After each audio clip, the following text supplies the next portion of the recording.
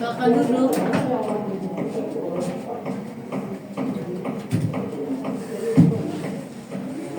Bagaimana duduknya, sudah nyaman? Sudah. Oke. Sebelum ke sini naik apa? Sebelumnya aku kesini bawa motor sendiri. Oke. Sebelumnya kita di sini akan mengadakan sesi konseling. Kamu sudah pernah mengadakan sesi konseling? Sudah kak waktu itu. Berapa kali kamu melakukan sesi konseling?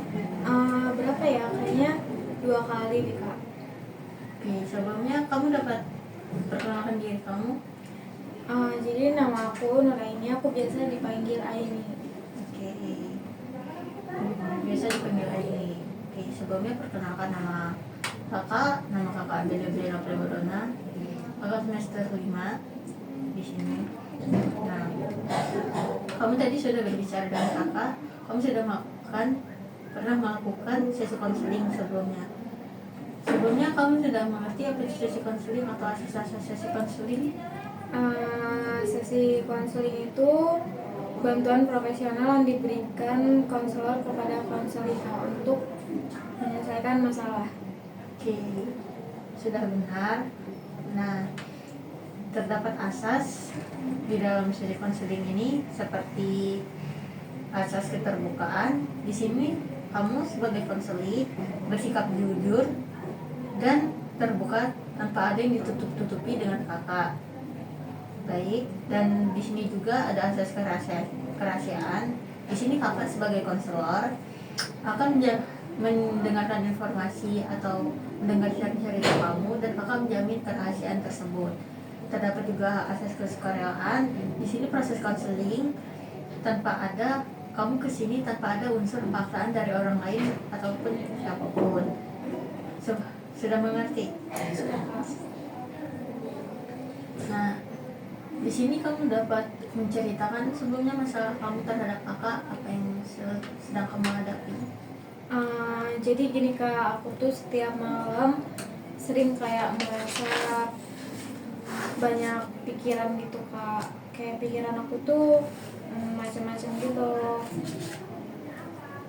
Tuh maksudnya macam-macam seperti apa? Overthinking, cemas atau bagaimana?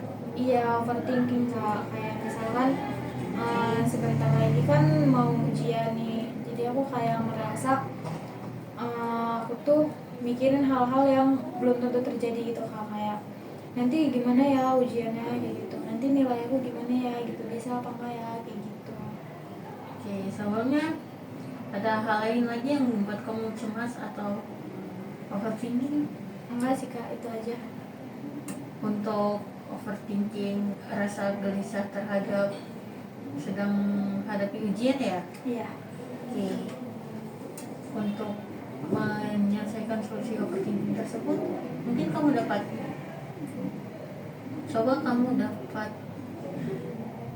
melakukan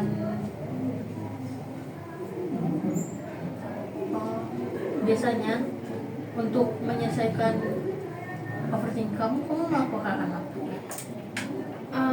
Aku kayak mencari kegiatan yang positif sih kak, kayak ikut hima, ikut kayak mengerjakan apa gitu. Oke, ikut hima. Kalau untuk ikut hima, apa kamu tidak merasa lelah? Karena kita tahu sendiri ya, himpunan mahasiswa itu tergolong organisasi yang cukup sibuk. Apa kamu tidak merasa membagi waktunya cukup sulit? Sebenarnya tuh sulit sih kak, kayak aku kan banyak tugas, banyak deadline, mepet, terus juga tuh harus dibarengin sama kayak kumpulan hima, rapat hima kayak gitu. Jadi agak waktunya kayak Kebentur ya, kebentur.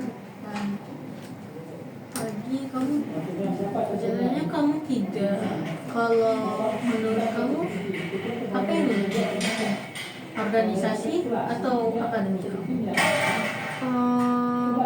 Kalau menurut aku sih penting akademik sih.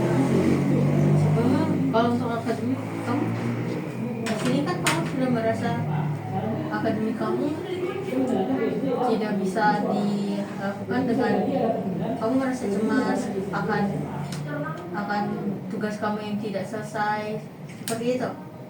Iya kak. Oke, jadi untuk mengatasi overthinking ini coba kamu lakukan seperti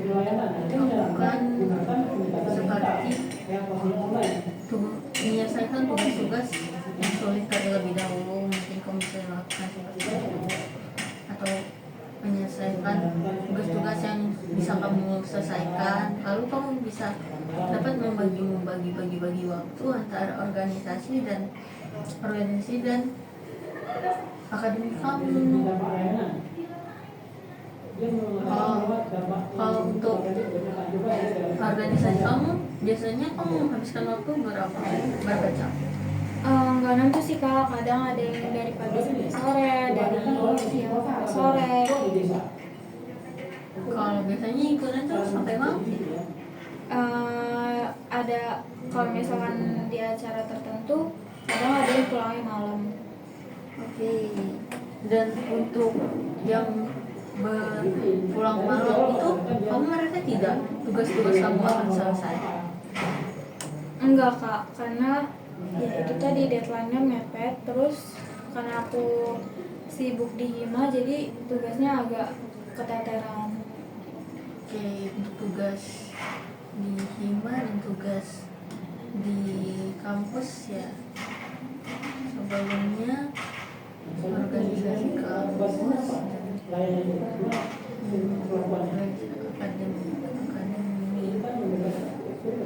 apa?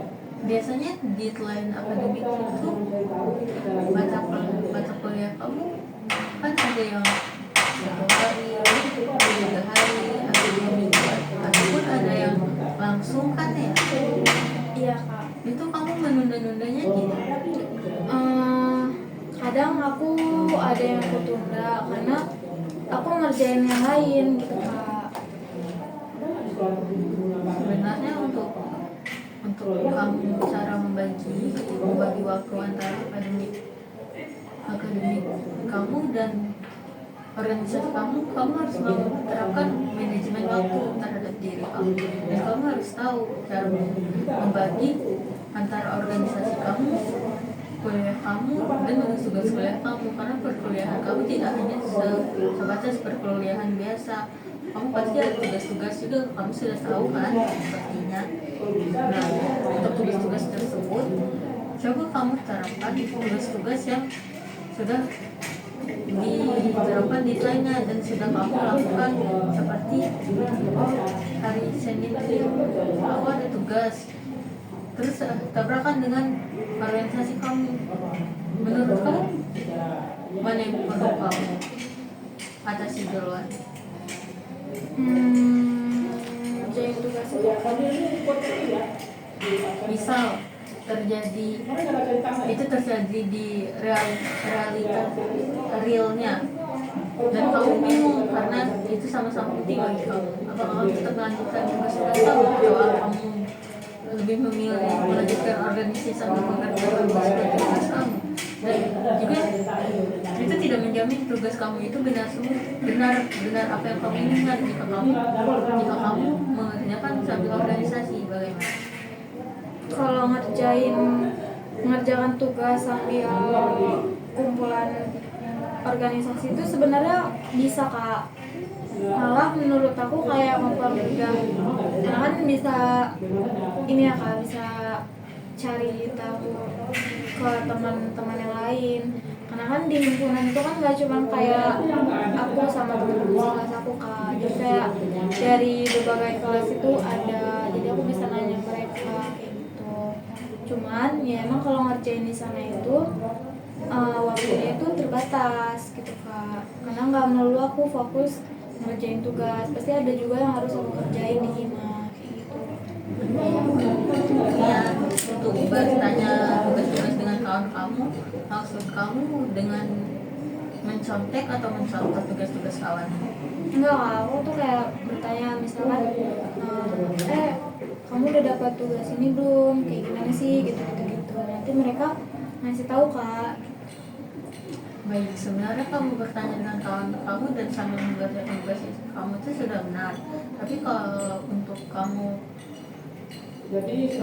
sambil mengerjakan sambil berorganisasi sangat tidak disarankan. Dan kamu tahu sendiri kan, di organisasi kamu hanya tidak mengerjakan tugas itu, kamu juga berorganisasi dan melakukan pekerjaan yang di himpunan kamu itu kan.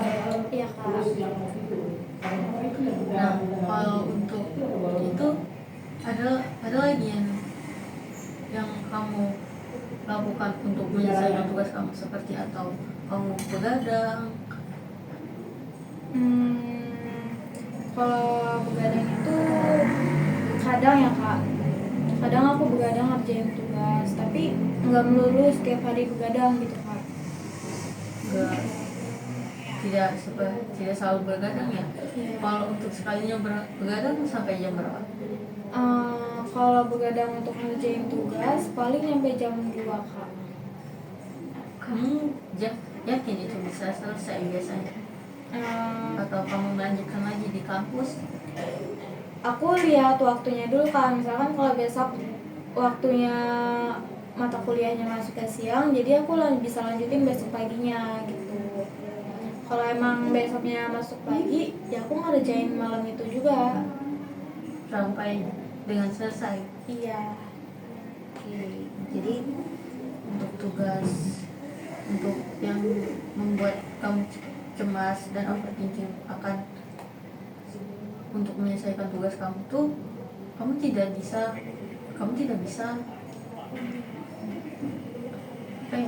tidak bisa membagi waktu kamu, yang membuat diri kamu merasa overthinking dan merasa cemas akan tidak selesainya tugas yang akan kamu kerjakan nantinya. Dan seperti yang kamu sebutkan tadi, kamu terkadang menerapkan solusi-solusi agar tugas-tugas kamu tersebut selesai, namun itu berefek membuat kamu overthinking dan cemas karena kamu mengerjakan tugas-tugas kuliah kamu mepet deadline. Selain dampak buruk juga, kamu akan merasakan untuk setidaknya kamu setiap menghapus merasa lemas atau lelah setiap kamu ingin menghapus, karena kamu sudah menghabiskan energi kamu, waktu istirahat kamu di mana yang malam hari itu untuk istirahat, kamu mengerjakan tugas-tugas kamu yang mepet deadline. Kadang aku iya sih, kadang aku sempat kayak ngerasa ngantuk, tapi itu di pagi hari aja kak. Di pagi hari, tapi siangnya tetap Siangnya melakukan aktivitas pada umumnya kan? Iya. Oke. Itu berisiko juga, selain berdampak buruk bagi diri kita sendiri, itu juga membuat kamu nanti takutnya di akhirnya membuat diri kamu sakit, lemas, atau waktu istirahat kamu yang terbuang karena kamu mengerjakan tugas yang mepet deadline dan overthinking dan cemas. Karena pada umumnya yang membuat kamu overthinking dan cemas itu, kamu tidak bisa membagi waktu antara organisasi kamu dan akademik kamu. Itu yang membuat kamu merasa overthinking dan cemas. Oke kak. Oke, bagaimana kamu dapat menyimpulkan apa yang kakak berikan saran? Jadi aku nyimpulinnya lebih baik mengerjakan tugas di jauh-jauh deadline, karena aku nggak bisa nyempetin buat ngerjain sambil ngelakuin organisasi gitu kak. Iya, jadi pada dasarnya kamu nggak bisa mengerjakan tugas-tugas kamu di setiap kamu ada tugas yang di mana itu jauh hari, dan ketika kita kan tahu ya, namanya organisasi pasti ada hari-hari yang di reschedule. Ketika kamu ada deadline dan ketika kamu ada organisasi, kamu bingung nantinya membagi waktu kamu, dan itu mau berefek kamu overthinking dan cemas. Jadi kamu terapkan tugas-tugas kamu yang deadline-nya jauh hari atau yang deadline-nya masih, atau siangnya kamu senggang atau paginya kamu senggang dan tidak ada organisasi atau selesai masuk kuliah, bisa kamu kerjakan yang dimana nanti tidak berefek di kamu. Organisasi kamu dapat tanpa memikirkan masalah perkuliahan kamu, tugas-tugas kamu yang belum selesai, dan organisasi kamu merasa sudah tidak ada tugas-tugas lagi. Gimana? Aku bakal nerapin itu. Oke, semoga kamu bisa menerapkan itu ya nantinya, dan kamu buat reschedule manajemen waktu, bukan reschedule, schedule sebenarnya, manajemen waktu kamu untuk kedepannya akan yang membuat kamu nantinya dapat memilah-milah waktu kamu yang dimana antara akademik, tugas, dan tugas-tugas yang akan dikerjakan kamu nantinya. Karena kita tidak tahu waktu-waktunya yang dapat kamu gunakan nanti, takutnya kita tidak tahu ada hal-hal yang bertabrakan karena kita tidak bisa memprediksi waktunya nantinya. Oke, Kak, baik. Gimana sesi konseling ini, kamu merasa lega atau menemukan pemecahan masalah untuk sesi ini? Iya Kak, aku jadi tahu cara mengurangi rasa overthinking aku. Oke ya, untuk sesi konseling ini bisa kita akhiri, atau misal kamu merasa sesi konseling ini tidak cukup, kita bisa mengadakan sesi konseling kedua, dan kapanpun itu kamu senggang, kita bisa melanjutkan sesi konseling tersebut dan kamu bisa menghubungi kakak. Oke Kak, baik. Nah, baiklah, kita akhiri sesi konseling ini. Kakak berucap terima kasih karena kakak kamu sudah mempercayakan kepada kakak menceritakan masalah kamu kepada kakak. Iya Kak, aku juga berterima kasih karena kakak udah mendengarkan ceritaku. Oke, sesi konseling ini kakak akhiri. Assalamualaikum warahmatullahi wabarakatuh. Waalaikumsalam warahmatullahi wabarakatuh. Terima kasih Kak. Sama-sama.